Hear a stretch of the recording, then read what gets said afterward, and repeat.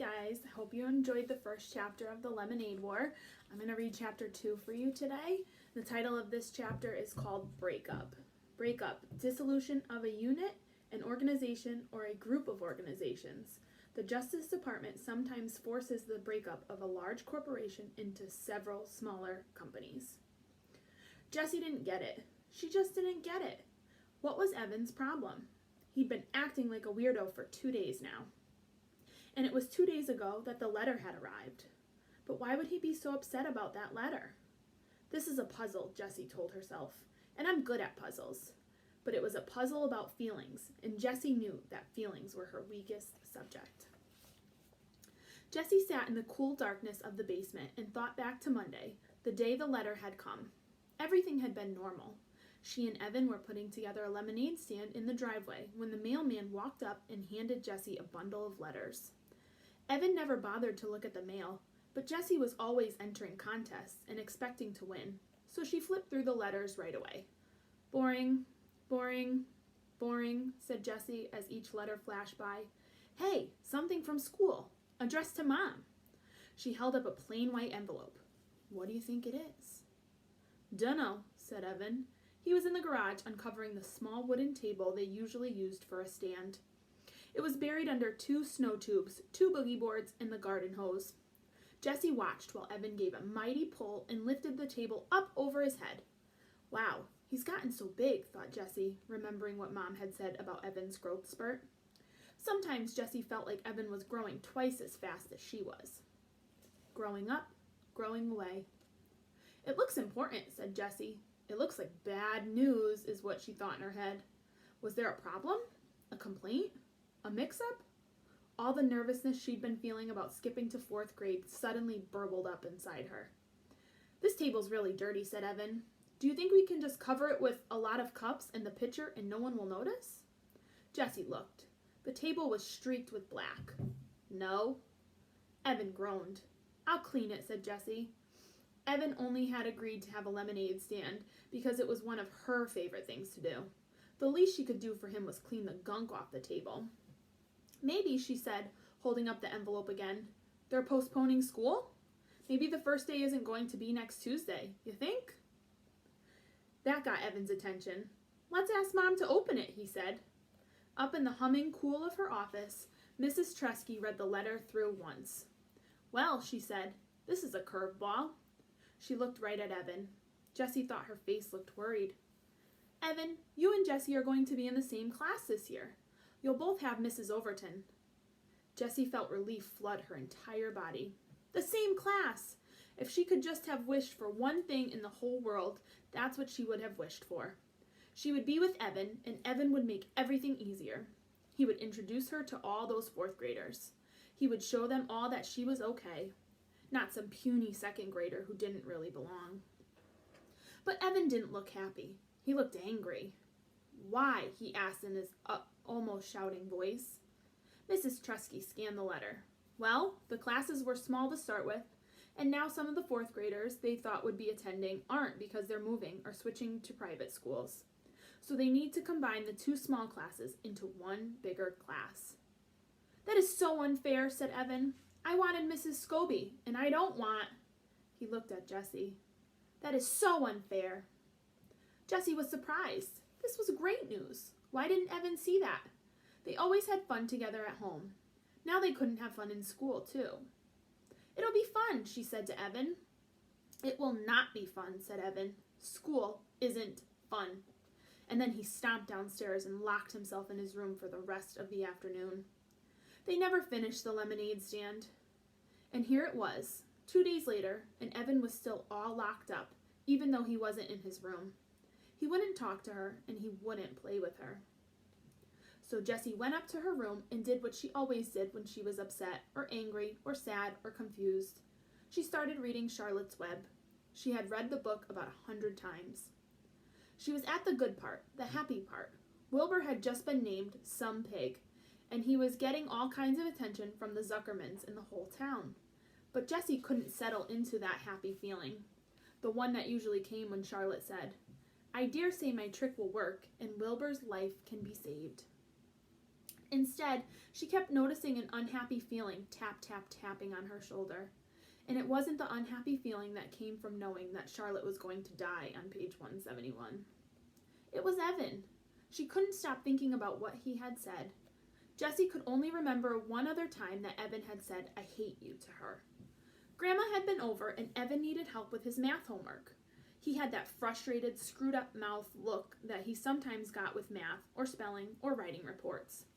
Mom called it his "he's a-gonna blow" look, but Grandma couldn't help him because it was all Greek to her.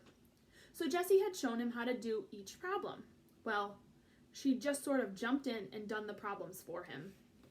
That was helping, wasn't it?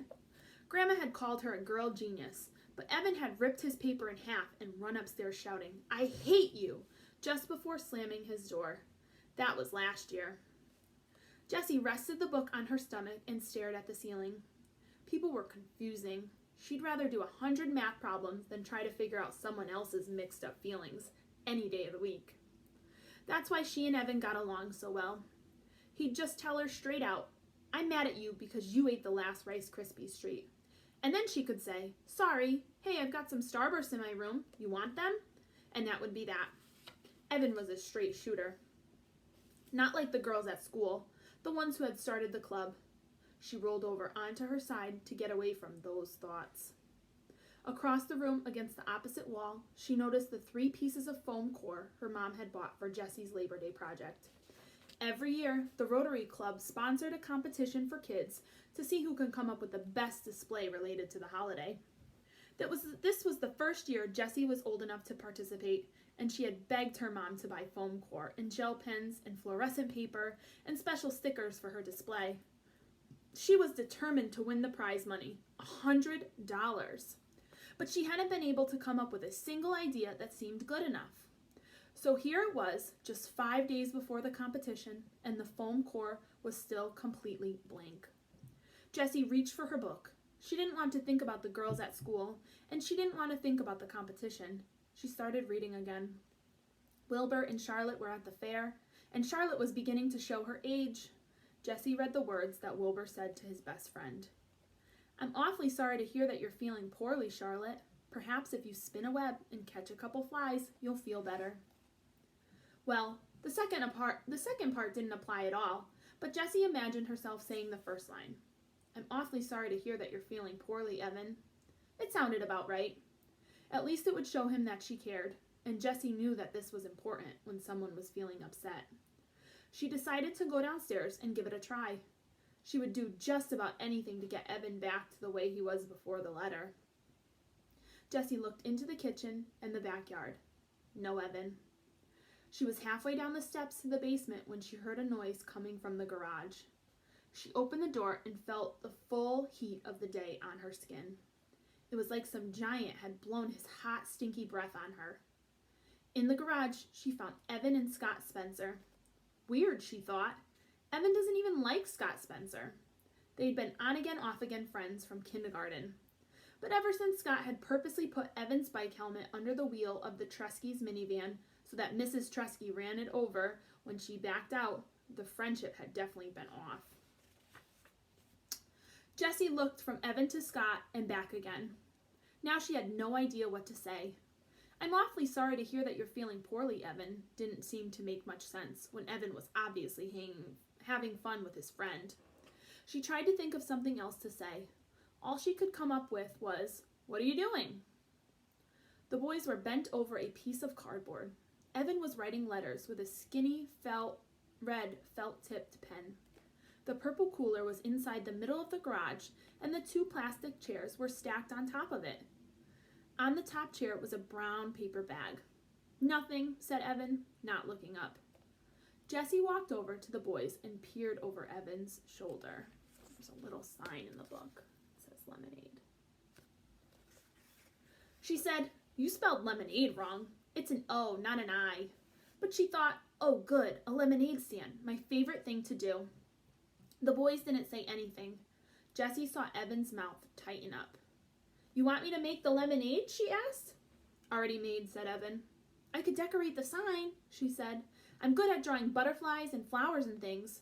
Scott snorted. "Huh, We don't want girl stuff like that on our sign. Do you want to use my lockbox to help keep the money in? It's got a tray with a separate compartment for all the different coins. Nope, said Evan, still working on the sign. Well, she said, looking around, I can clean the table for you. The small wooden table, still covered in black streaks, was pushed up against the bikes. We're not using it, said Evan. But we always use the table for a stand, said Jessie. Evan pushed his face in her direction. We don't want it. Jessie took a couple of steps back. Her insides felt runny, like a fried egg that hasn't cooked enough. She knew she should just go back into the house, but for some reason her legs wouldn't move. She stood still, her bare feet rooted to the cool cement. Scott whispered something to Evan, and the two boys laughed, low and mean. Jessie swayed toward the door, but her feet stayed planted. She couldn't stand it that Evan wanted to be with Scott, who was a real jerk, more than her. Hey, she said, I bet you need change. I've got a ton. You could have all my change, as long as you pay it back at the end of the day. Don't need it, said Evan. Yeah, you do, insisted Jessie. You always need change, especially in the beginning. You'll lose sales if you can't make change. Evan capped the pen with a loud snap and stuck it in his pocket. Scott's bankrolling us. His mom keeps a change jar, so we've got plenty. The boys stood up. Evan held the sign for Scott to read, turning his back on Jessie. Awesome, said Scott.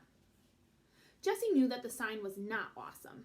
The letters were too small and thin to read from a distance. Evan should have used a fat marker instead of a skinny felt-tipped pen. Everybody knew that. There weren't any pretty decorations to attract customers, and the word lemonade was spelled wrong. Why wouldn't Evan take a little help from her? She just wanted to help.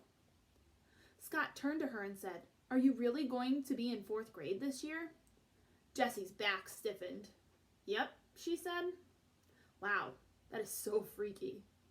Is not, she said, sticking her chin out. Is too, said Scott. I mean, you're a 2nd grader, and now you're going to be a 4th grader? That's just messed up.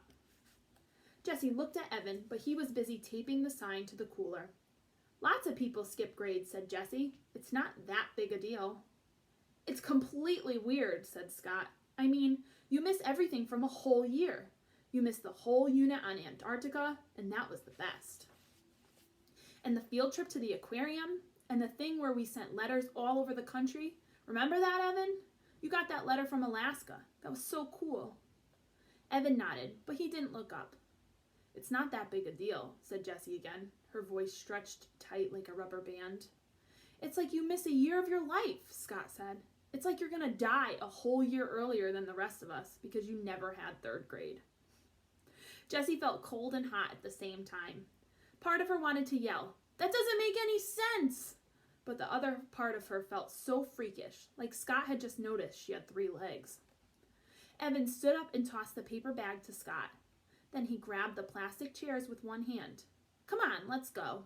He reached down to grab one handle of the cooler. Scott grabbed the other, and together they lifted it and began to walk out of the garage. Hey, Evan, said Jessie, calling to their backs. Can I come too? No, he said, without turning around.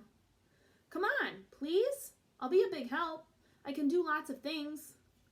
You're too young, he said sharply. You're just a baby. The boys walked out. You're just a baby. Jessie couldn't believe Evan had said that. After all the stuff they'd done together. And he was only 14 months older than she was. Hardly even a full year. She was about to yell back something really harsh. Something stinging and full of bite. Like, oh yeah? When she heard Scott say to Evan, Man, I can't believe you have to be in the same class as your little sister. If that happened to me, I'd move to South America. Yeah, tell me about it, said Evan, crossing the street. The words died on Jessie's lips. She watched Evan walking away, getting smaller and smaller. He was deserting her. He wasn't going to stand by her at school. He wasn't going to smooth the way for her. He was going to be on the other side, with all of them, looking down on her, telling everyone that she was too young to be part of the crowd, telling everyone that she didn't belong. Fine for you, Evan Tresky, she said as she marched into the house, her fists balled up at her sides. I don't need you. I don't need you to have fun. I don't need you to run a lemonade stand, and I don't need you to make friends in the 4th grade. Halfway up the stairs, she stopped and shouted, and I am not a baby. Till next time.